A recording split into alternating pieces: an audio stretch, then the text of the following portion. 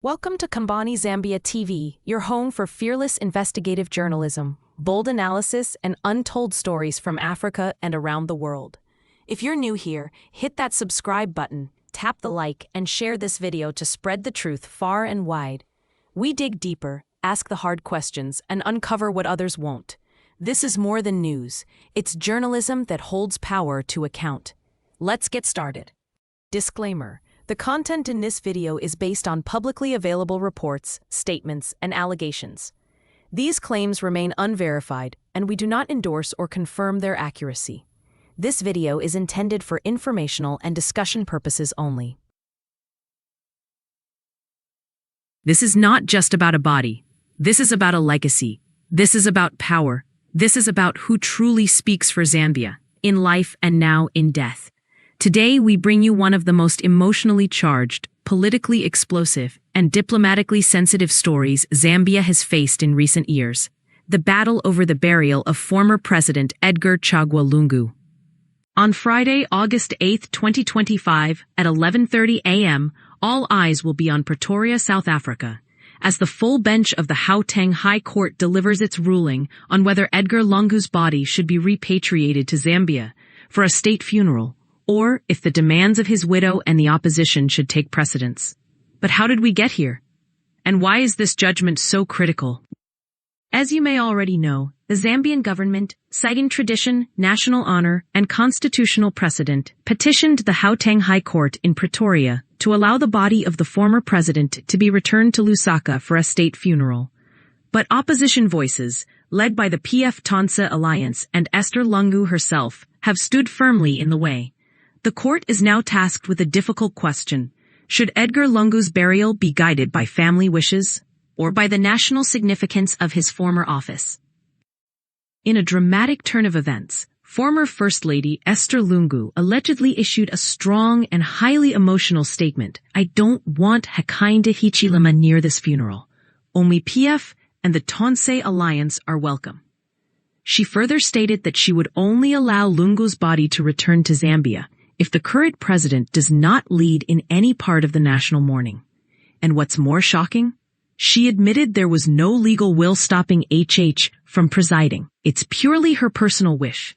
Esther also hinted that if the court allows repatriation under government terms, she will demand that the burial be conducted privately by the PF, in their own cemetery, completely excluding the state. PF-Tonse Alliance leader Given Lubinda is not backing down either. In a defiant statement caught on record during a meeting with the funeral fund mobilizing team, Lubinda declared, "We will not accept any court judgment that does not go in our favor." That is a direct challenge to the authority of the South African judiciary, and a possible spark for political unrest. He insists that any burial outside the PF's conditions would be a betrayal of Edgar Lungu's memory.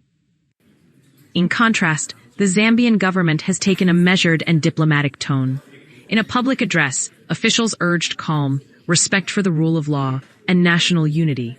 As a government, we will respect the court's decision, whatever the outcome. We believe that the former president deserves to be laid to rest in the land he once led, in a manner that honors our traditions, our constitution, and our unity. They emphasized that the presidential burial site is more than a place. It is a symbol of continuity, of nationhood, and of peace. So we end here, but I will take the liberty now to indulge the nation that today is Thursday, tomorrow is Friday, and we are expecting a judgment out of South Africa.